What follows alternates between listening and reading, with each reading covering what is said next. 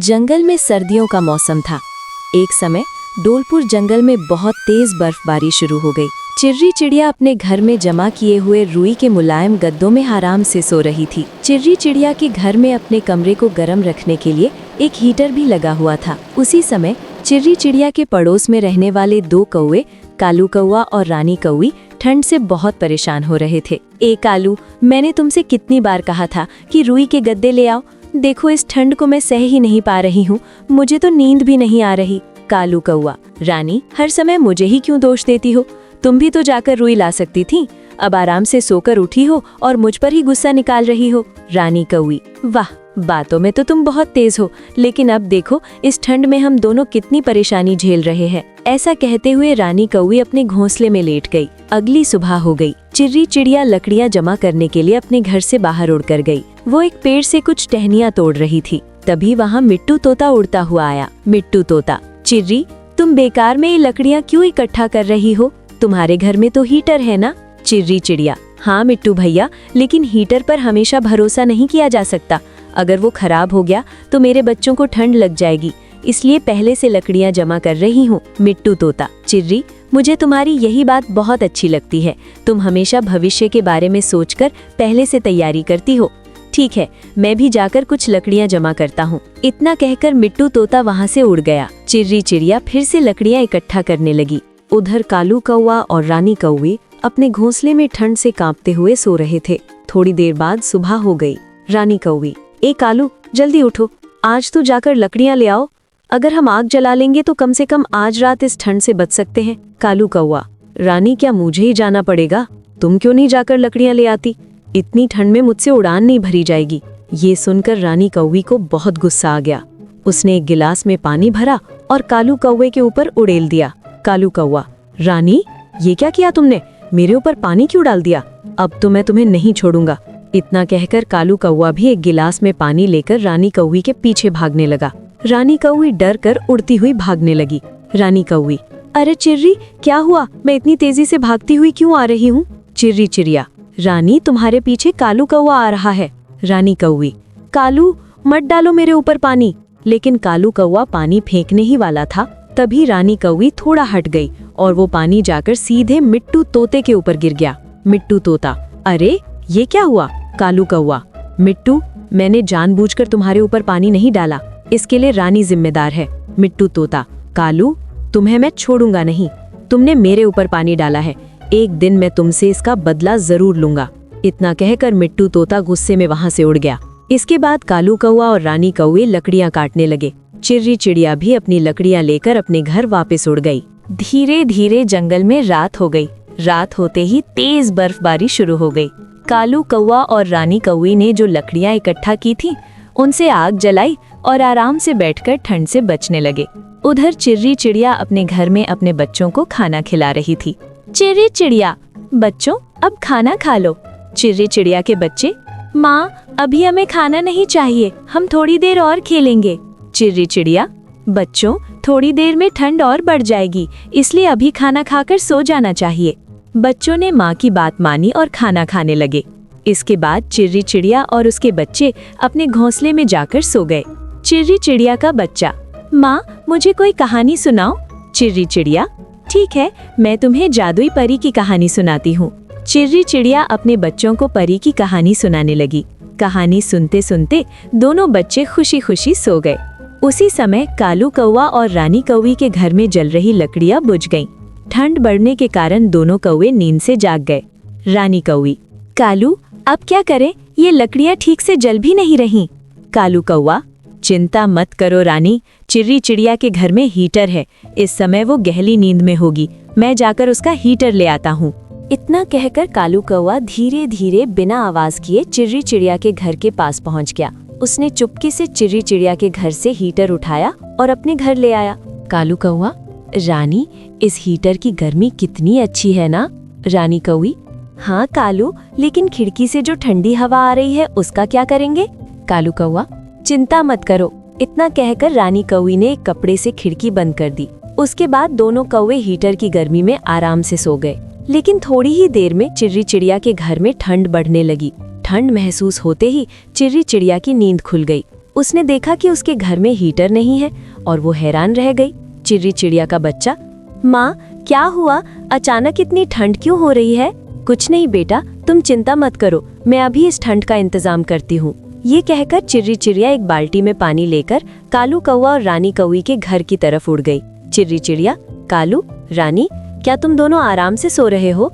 अच्छा होगा अगर तुम अभी उसी जगह पर हीटर वापस रख दो जहाँ से लाए हो। कालू कौवा, अरे चिर्री, ऐसा मत करो, इस ठंड में मेरे ऊपर पानी मत डालना, मैं अभी हीटर वापस रख देता हूँ। रानी कौवी, हाँ चिर्री, कालू अभी हीटर वापस रख देगा, बस तुम वो पानी मत डालना। ये सुनते ही कालू कौवा डर गया और तुरंत हीटर उठाकर चिर्री चिड़िया के घर में वापस रखाया। इसके बाद चिर्री चिड़िया और उसके बच्चे फिर से आराम से सो गए। अगली सुबह सूरज की हल्की गर्म धूप जंगल में फैल गई। कालू कौवा धूप की गर्मी में आराम से सो रहा था, लेकिन उसी समय मिट्ठू तोता एक गिलास में पानी लेकर आया और कालू कौवे के ऊपर उंडेल दिया। अरे मिट्ठू, ये क्या किया तुमने? क्यों कालू, कैसा लगा? बिल्कुल ऐसा ही मुझे उस दिन लगा था जब तुमने मेरे ऊपर पानी गिराया था। मिट्ठू, तुमने मुझसे बदला ले लिया, लेकिन मैं तुम्हें छोड़ूंगा नहीं।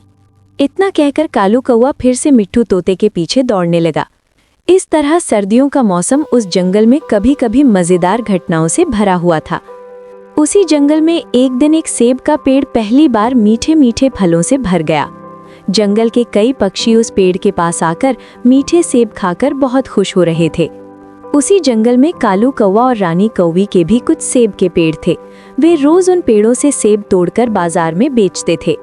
रानी, क्या बात है, आज इतनी देर हो गई लेकिन हमारे दुकान पर कोई भी पक्षी सेब खरीदने नहीं आया? कालू, रानी, हमारे जंगल में कहीं एक नया सेब का पेड़ उगाया है, सभी पक्षी वहीं जाकर मुफ्त में मीठे सेब खा रहे हैं। रानी, अरे कालू, ये तो ठीक नहीं है, अगर ऐसा ही चलता रहा तो हमारी दुकान पर कोई नहीं आएगा और हमें बहुत नुकसान होगा। कालू, हाँ रानी, लेकिन हम उस पेड़ का क्या कर सकते हैं? रानी, क्यों नहीं कर सकते? जो पेड़ हमारे काम में रुकावट बन रहा है उसे रहना ही नहीं चाहिए। आज रात हम उस पेड़ को काट देंगे। उसी रात जंगल में अंधेरा छा गया। कालू कौवा और रानी कौवी उस नए सेब के पेड़ को ढूंढने के लिए उड़ने लगे। थोड़ी देर बाद उन्हें वो सेब का पेड़ मिल गया, लेकिन तभी जंगल में बहुत तेज हवा चलने लगी। उसी समय मिट्ठू तोता भी उड़ते हुए आया और उस सेब के पेड़ के नीचे बैठ गया। कालू कौवा, अरे रानी, ये क्या मुसीबत है, हम जल्दी काम खत्म करके जाना चाहते थे लेकिन ये तोता यहाँ बैठ गया। रानी कौवी, चिंता मत करो कालू, इस तोते को भगाने का तरीका मुझे आता है। ये कहकर दोनों कौवों ने पेड़ से सेब तोड़कर मिट्ठू तोते के ऊपर फेंकना शुरू कर दिया। मिट्ठू तोता, अरे ये क्या हो रहा है, इतनी तेज हवा चल रही है, मुझे लगता है ये पेड़ ही गिर जाएगा। इतना कहकर मिट्ठू तोता डर गया और वहां से उड़कर चला गया। कालू कौवा, रानी, मुझे अभी एक बहुत अच्छा विचार आया है। रानी कौवी, कौन सा विचार? कालू कौवा, अगर हम हर रात यहाँ आकर इस पेड़ के सारे सेब तोड़ लें और उन्हें अपनी दुकान में बेचें तो हमें 2 गुना फायदा होगा। रानी कौवी, हाँ कालू, तुम सही कह रहे हो, बेकार में इस पेड़ को काटने की जरूरत ही नहीं है, हम इसके सारे सेब अपने बना लेंगे। ये कहकर दोनों कौवों ने पेड़ के सारे सेब तोड़ लिए और उन्हें लेकर अपने घर उड़ गए।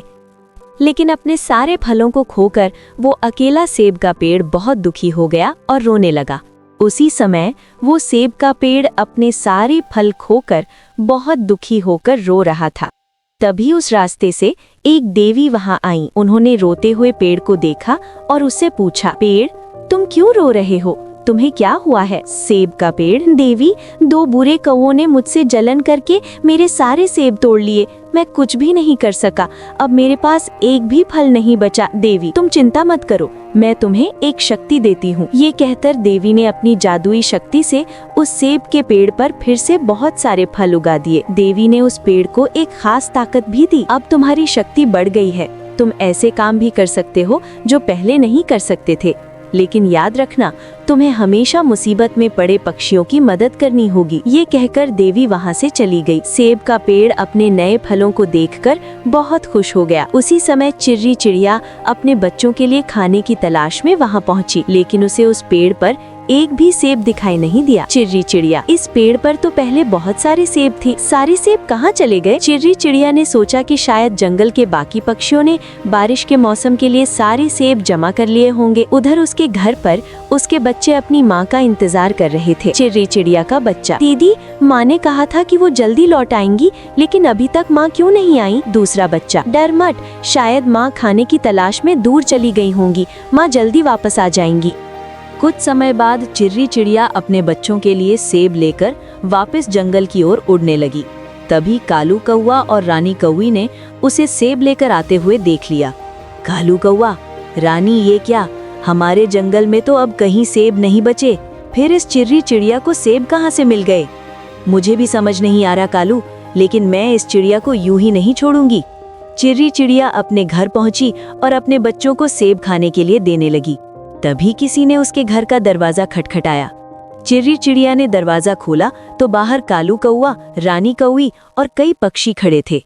कालू, सब लोग देख लो, ये चिर्री चिड़िया मेरी दुकान से सेब चुरा कर खा रही है। नहीं कालू, मैंने किसी की दुकान से सेब नहीं चुराए, ये सेब मुझे दूसरे जंगल में मिले हैं। झूठ मत बोलो, इस मौसम में दूसरे जंगल तक जाना तुम्हारे बस की बात नहीं। बाकी पक्षियों ने भी कालू कौवा और रानी कौवी की बात पर भरोसा कर लिया।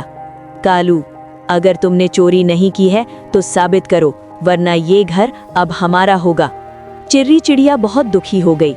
मैं सच कह रही हूँ, मैंने चोरी नहीं की, लेकिन अगर आप सबको ऐसा ही लगता है तो मैं अपने बच्चों के साथ ये घर छोड़ देती हूँ। इतना कहकर चिर्री चिड़िया अपने दोनों बच्चों को लेकर वहां से उड़ गई। थोड़ी दूर उड़ने के बाद बारिश बहुत तेज हो गई और चिर्री चिड़िया अपने बच्चों के साथ भीगती हुई एक सेब के पेड़ के नीचे आकर बैठ गई। वही जादुई सेब का पेड़ था जिसे देवी ने शक्ति दी थी। सेब का पेड़। चिर्री चिड़िया, तुम इतनी दुखी क्यों हो? मेरे ऊपर चोरी का झूठा आरोप लगा दिया गया है। मेरे बच्चों के साथ अब हमारे पास रहने के लिए कोई घर नहीं है। चिंता मत करो, मैं तुम्हारी मदद करूंगा। इतना कहते ही जादुई सेब के पेड़ ने अपनी शक्ति से एक सुंदर सेब का घर बना दिया। चिर्री चिड़िया और उसके बच्चे उस सेब के घर में सुरक्षित रहने लगे। कुछ ही दिनों में तेज बारिश के कारण जंगल के कई पक्षियों के घर टूट गए। सभी पक्षी रहने के लिए जगह ढूंढते हुए उसी सेब के घर के पास पहुंचे। चिर्री चिड़िया ने बड़े दिल से सभी पक्षियों को अपने घर में रहने की जगह दे दी। कालू कौवा, चिर्री, हमें माफ कर दो, हमने तुम्हारे ऊपर झूठा आरोप लगाया था। रानी कौवी, हाँ चिर्री, हमने बहुत बड़ी गलती की है, तुम हमें माफ कर दो। चिर्री चिड़िया ने सबको माफ कर दिया। अब चिर्री चिड़िया और उसके बच्चे उस सुंदर सेब के घर में सभी पक्षियों के साथ खुशी खुशी रहने लगे। इस कहानी से हमें सीख मिलती है कि सच्चाई और दया हमेशा जीतती है। दोस्तों, अगर आपने अभी तक इस वीडियो को लाइक और चैनल को सब्सक्राइब नहीं किया है तो हो सकता है इस कहानी का अगला एपिसोड आप तक पहुंचे ना पाए, और यकीन मानिए अगला एपिसोड इससे भी ज़्यादा मज़ेदार, रोमांचक और चौंकाने वाला होने वाला है। इसलिए अभी वीडियो को लाइक कीजिए और चैनल को सब्सक्राइब करना बिल्कुल मत भूलिए। और अगर आपको ये कहानी सच में पसंद आई हो तो इसे अपने किसी खास दोस्त के साथ ज़रूर शेयर कीजिए। आपका छोटा सा सपोर्ट हमें हौसला देता है ताकि हम आपके लिए ऐसी ही और भी बेहतरीन और दिलचस्प कहानियाँ लगातार लाते रहें।